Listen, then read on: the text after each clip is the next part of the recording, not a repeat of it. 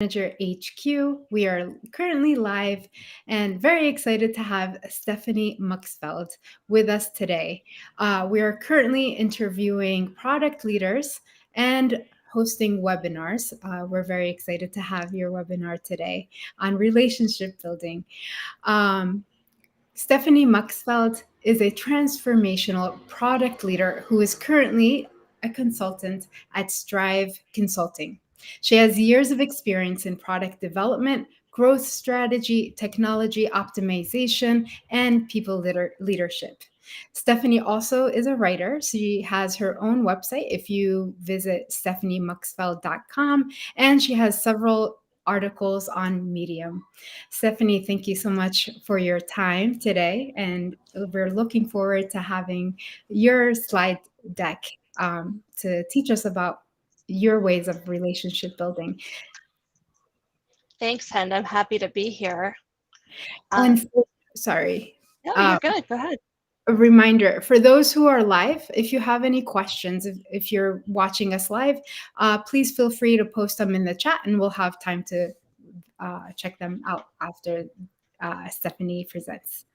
So thank you, Stephanie. I'll be back after your presentation. All right. Thanks. Welcome, everyone. So happy to have you join us either live or watching the recording. We're going to spend a couple minutes today talking about relationship building and how that fits in with the discipline of product management. There are a few things that I think are pretty evident. You know you need people to actually build your product. You know you need people sometimes to get your first or next product management job. But I'm going to throw a couple other vectors in here as well, and we're going to talk through some of those. As we go, you'll see I've included quite a few, but not all, of my favorite product management and agile memes for your enjoyment. So please take a look at those as we go through here. I will weave in some examples from my own career experiences, and then as Hen mentioned, we will have plenty of time at the end for any follow-ups that you have or questions that you were hoping to get answered that I didn't cover. So let's dig right in. As you know, I think everyone on this call probably knows relationships and the ability to build new relationships are a really critical competency for product managers, because as product managers, we rarely do the work or provide the funding or provide the executive sponsorship ourselves. We need to depend on other people, and a lot of times product management is delivering results through other people. And so we need to be able to build up strong relationships, recruit people to our cause, convert some of the dissenting voices sometimes, and build a really robust network, not only for the success of our product, but for the success of our team and our own careers as well. So as product managers, oftentimes we think almost entirely about the work that we're trying to get done. So what's on our product roadmap? What's the next feature that we need to deploy? And these things are really important, because if we can't get stuff done, we're not going to be a product manager for very long. But I'm going to talk about that in addition to a couple other things today that should also be part of our focus and priority as product managers if we want to be the best possible product manager. And some of these oftentimes get overlooked. So things like, how do you use your relationship building skills to actually get a job? If you're trying to get your first product manager job or you're trying to get your next one, how can relationship building help with that? Cultivating advocacy. So advocacy for your product, but also advocacy for your team and yourself, and then preparing for what's next, because part of our job as a product manager is to be thinking about what comes next and then what comes next after that as well. And so we'll talk about that as well. Here we have our first view of some of my favorite memes.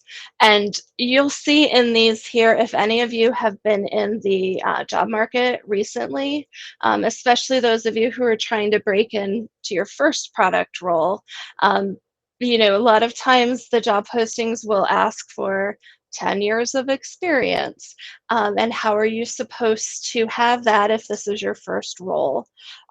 And then this other one, I had been through this recently myself where all of my information is on my resume. You're asking me to upload it.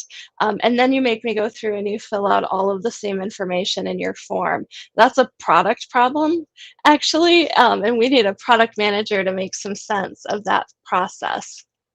But before we can get anything done, right, as a product manager, we need to get the job.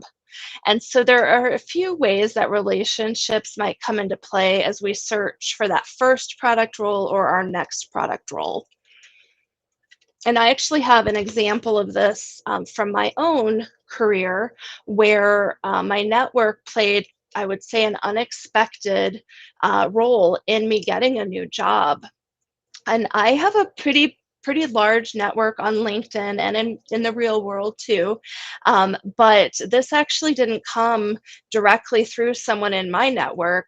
What happened was an individual at a company that was looking for the right person to fill a role was talking to some folks in his network, and he said, "Hey, here's sort of my ideal persona for this role." And someone that I know said, "You need Stephanie Muxfeld." And so in this case, it was actually my secondary network, and who I never would have thought that it would come about that way. But sometimes it's those secondary and tertiary nodes in our network that are actually where things happen. And so don't ever underestimate the power of your network when you're searching for something new. And don't limit yourself to your own connections, right? And so the key to maximizing these indirect connections is to work on actively building your bonds with your primary contacts. So, to the degree it makes sense, you should be letting your network know that you're looking, what you're looking for, what your key skills are. And people will sometimes say to me, "Well, I have, 400 connections on LinkedIn, but I don't really know any of them and they don't know me." And that's pretty common, but it's really up to you. If you are planning to use your LinkedIn connections as a network to help you in your life, you should be building some stronger connections with some of those. And the most effective way I have found to do that is to send an mail through LinkedIn and say, "Hey, would you have 15 minutes just for us to touch base, talk about my career search or my career growth, whatever the topic is?" And then you can start to build that actual relationship. For those of you who have a small network right now, um, it's pretty easy to go through and decide who to do that with. If you have a large network, a couple tactics that I recommend for deciding who you will actually target for those networking conversations is to look at companies that you're interested in or people in your network who are posting job opportunities and reach out to them first. Another option is to look at your current network and target all of your connections that have that say 500 plus connections, because those are going to be the people in your network that have the largest secondary network. Set up some time, ask them how they built that network. Um, I have done this probably 2 dozen times in my career where I have reached out to people that I didn't actually know, but I had somehow connected with or had a mutual connection. And I have not one single time had someone give me a hard no when I asked. Now, sometimes we've had to get really creative about how we schedule it, but we have always been able to find something that worked, and I have been able to have that conversation. Um, Myself, I get sometimes people who ask me for that same thing, and I try to reserve one morning a week, early morning, before my workday starts for that purpose. And so sometimes if they're here, I'm in Atlanta. If they're in the Atlanta area, we'll meet for breakfast or coffee. It's my favorite time of the day. If they're not, we'll do it virtually over video, no problem.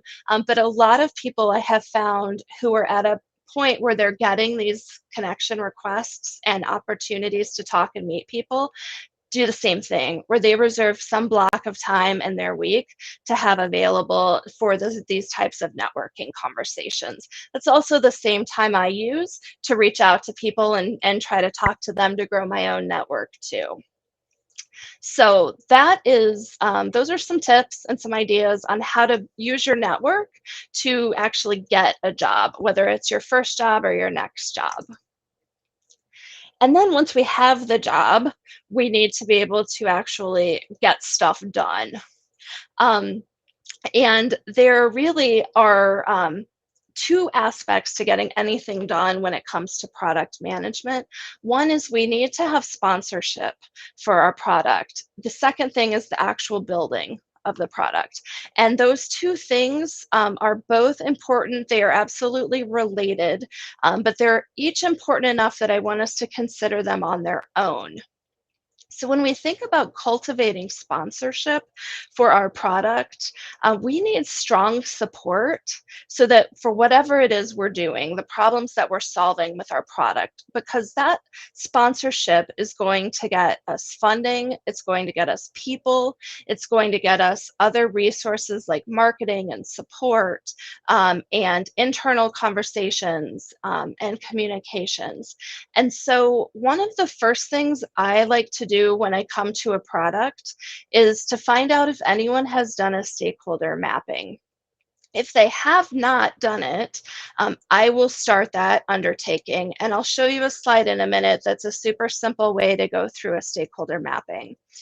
If let's say I'm coming in and I'm replacing a former product manager, and someone has already done a stakeholder mapping, I will take that and I will use it as an input, but I always like to take a fresh look, because when it comes to stakeholders, sometimes it can be really tricky to understand, especially some of those outlying stakeholders who can be in a position of influence, but maybe aren't a direct user or recipient. And so I always like to take another pass at it, even if someone has already put that time in. I'll use that as a starting point. This is an example. I love to use the collaboration tool Miro, M-I-R-O.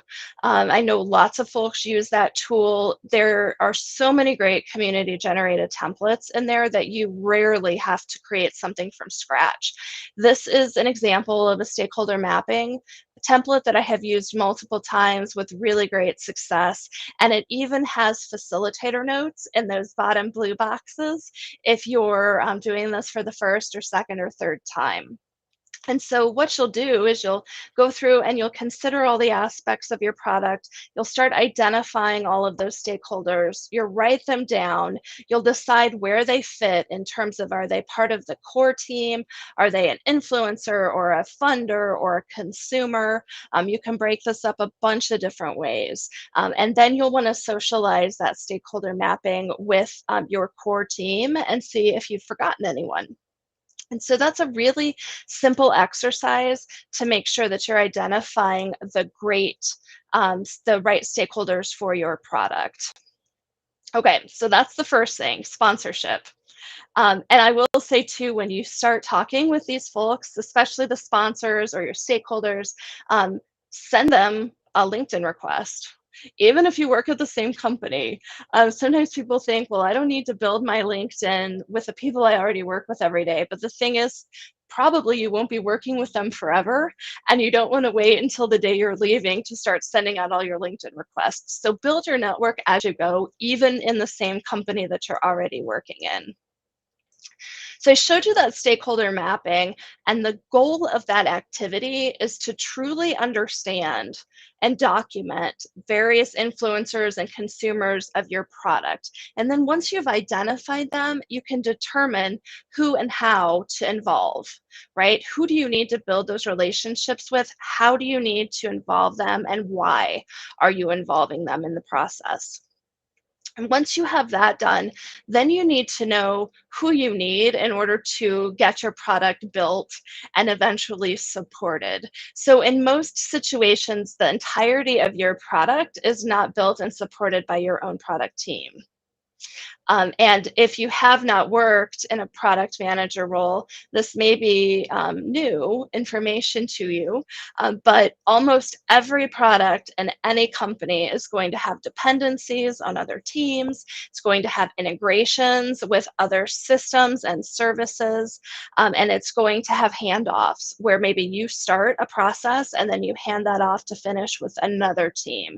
And so that's part of your stakeholder mapping as well. You need to know who those people are, who those teams are, and you need to be involving them early and often, because the idea with those folks is to build a foundation of trust before you really need it.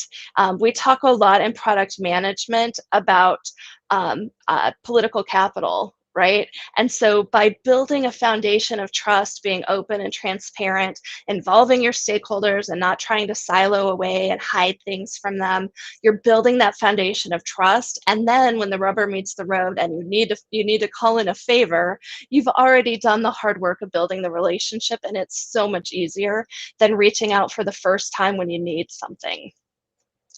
And honestly, there is nothing that happens in product management that doesn't require a relationship.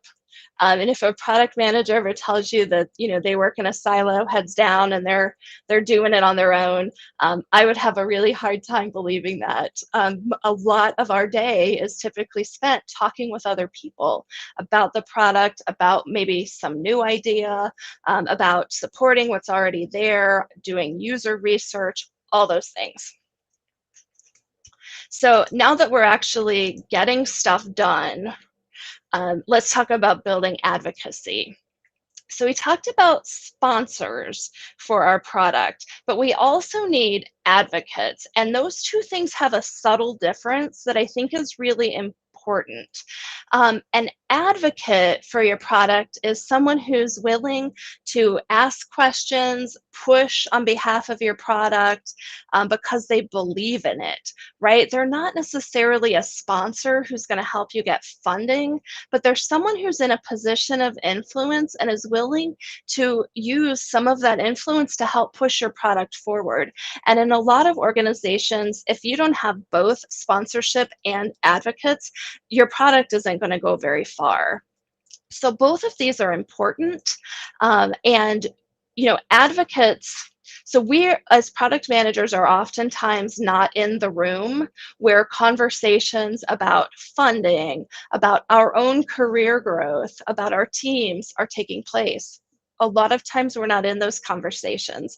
And so by building advocates, both for our product and ourselves and our team, we get some representation in those rooms who is willing to really have the difficult conversations, push back, ask questions, and make sure that we are getting the fair treatment that we deserve.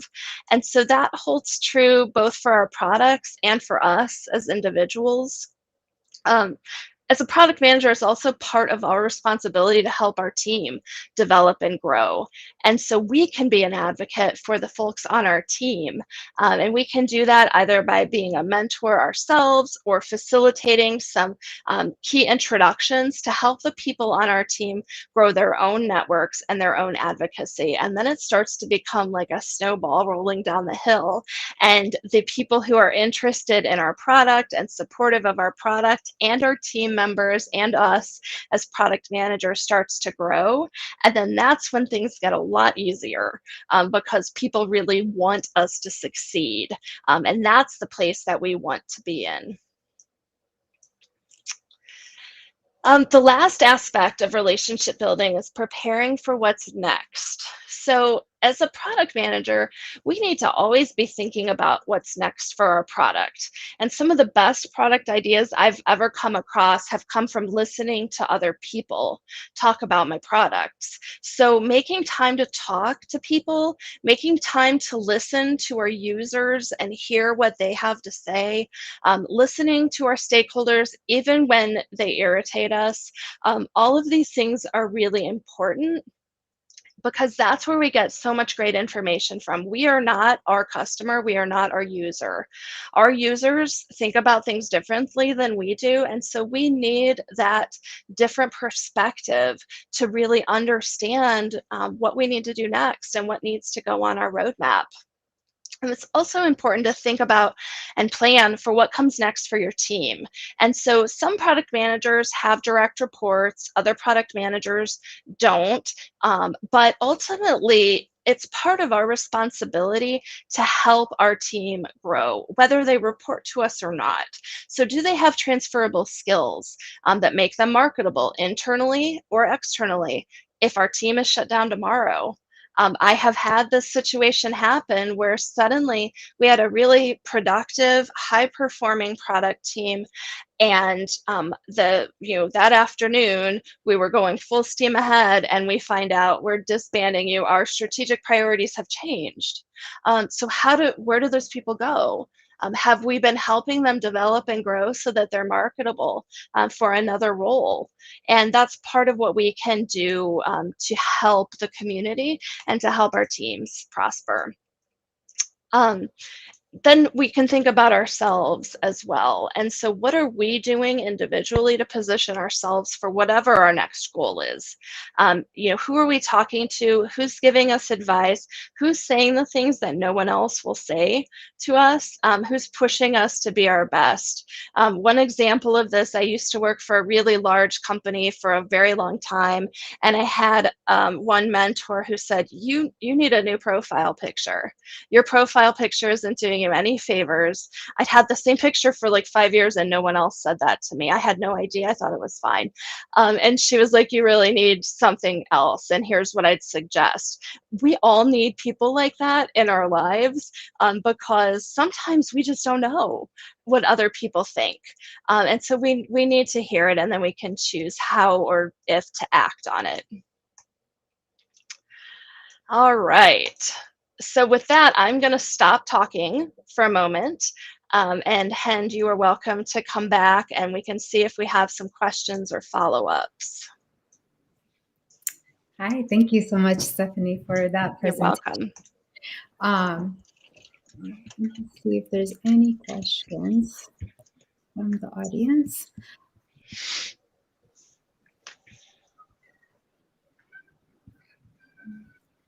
It doesn't, yeah, somebody commented on the memes. So that was wonderful that you used all these memes to get the points to. Yes.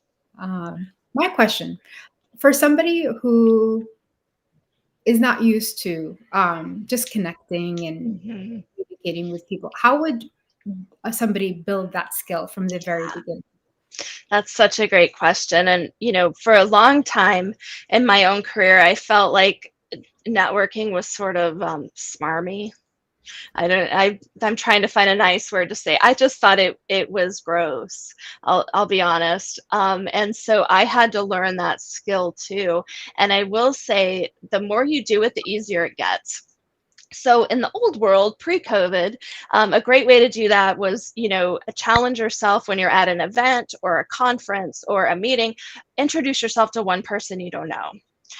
It got a lot harder in the virtual world because we don't have that same opportunity. And so now what I'm finding is the best thing to do is to just send the email and say, "Hey, we're connected." If you remember how you got connected with them, bring that up so you have that sort of common history and say, "I'm looking for either, to grow my career or to find a new role or to learn about some specific subject. Would you have 15 or 30 minutes to spend with me on that? I would really appreciate it." And if you don't get a response, it's no problem. Just move on to the next person. But I do find that most of the time people are more than willing to meet and talk and help. And so it's worth the chance that you're taking once you get in the call. I always, I don't do it anymore, but I used to make sure that I actually had a script, right? And not to follow specifically, but because I wanted to be able to fall back to it if I got too nervous or I felt like there wasn't any conversation happening. And so I would have a lot of questions that I wanted to ask that person. People love to talk about themselves. And so that's a really easy thing to ask. And then a couple things that I was really hoping to glean from them, either in their subject matter expertise or about their career journey, something like that. And 15 minutes flies by. And so, you do it a couple times, it'll start to feel less uncomfortable. And then before you know it, you'll be having multiple networking meetings a week and you won't know where to find the time. Yeah, I like that. Challenging yourself, practice makes Hmm. having that Yeah. back on as well. There is a question or comment. Angel, I'm considering a new role as a product owner. Can you recommend any good resources to help me learn? I have 20 years in IT doing service management, but agile and the PM role is new for me. Thank you. Okay, yeah, great. So there are several different organizations that offer, product owner certifications. In general, certifications are sort of hit or miss, and it depends on what the person hiring for your role is looking for. But they can be a good way if you don't have an opportunity to get specific experience in your current role. They can be a way for you to sort of get through the noise in the application process and maybe flag some interest. The other thing that I would recommend is actually a little unconventional. And that would be to, if you have a volunteer portfolio or some volunteer work that you do, there are easy ways that you can frame that in either a product or an agile or both way, so that when you are applying and interviewing, you can say, look, I don't have IT product owner experience, but I have been a product owner for this nonprofit organization, and here's how that worked. And here are the agile ways of working that I was able to layer in to that organization and the impact that had. I am a firm believer that anything you need to know about either product management or agility can be found for free on the internet. If you just do some Google search, there's a ton of great YouTube videos. A lot of you are probably familiar with the SAFe or Scaled Agile framework. And while that framework itself is not always applicable to any given situation, the content on that website is phenomenal. And a lot of it is free. You can go, they have a section specifically on product ownership and product management. You can consume that for free and learn and put that to use in your own life and get some of those experience that everyone seems to want. Thank you for that. I do have another question for you, Mm-hmm. Tiffany. Early in our careers, we network to um, for jobs and relationships and that sort. Currently, you're a leader. Is there any type of networking that you do currently to Yeah. promote yourself or? Yeah, I definitely do. And so this activity today is one way, right? Things like this. I like to write. I haven't done it so much during COVID. I should really get back to it. But writing is a creative outlet for me. And then it lets me share my thoughts. You post it on LinkedIn, you got some new people seeing it if somebody shares it. But I also work my network exactly like I described to you. I have about 1,500 connections on LinkedIn. Couldn't possibly know them all. And so every couple months, I'll go through and you can export your contacts to Excel. It's in an option in the settings. You can Google it if you don't know how. And I'll sort by the date they were added as a connection. And I'll just send an email to a couple of my latest connections and say, hey, wanted to reach out, what interested in learning about you. And so I do that as well. I also get, because I post articles sometimes, or I do these speaking engagements, I get requests for folks who want to meet exactly like I described. I have never said no. And that goes for students and all sorts of people, because I love to meet new people and talk. And if there's anything I can do to help, that's great. But I usually end up learning something too, which is actually the more important part for me, because hearing different perspectives and different ideas gives me own ideas that I can use, my own ideas. And so I love that. Yeah, I love that tip of getting all your LinkedIn connections onto Yeah. Excel. Thank you for Yeah. sharing. That's It's amazing. a game changer once you figure out how to do that. And especially, I had mentioned earlier, targeting companies that you're interested in. You can sort by company, and see who you know at any given company. And people change jobs all the time. So just because you think you don't know anyone that works at Amazon, if you do an export of your contacts and you sort, you may find that someone you didn't realize has actually moved on there, and you might have a connection. So it's worthwhile to do it a few times a year and just see what you're looking at. Thank you so much. I know we're up with the time. I do appreciate you coming on here, giving us your perspective on relationship building. We really hope to have you on again for other topics. And for those that want have more questions and would like to connect to Stephanie, she's on LinkedIn and you can connect with her there. Thank you so much. Thanks, everyone. I appreciate it.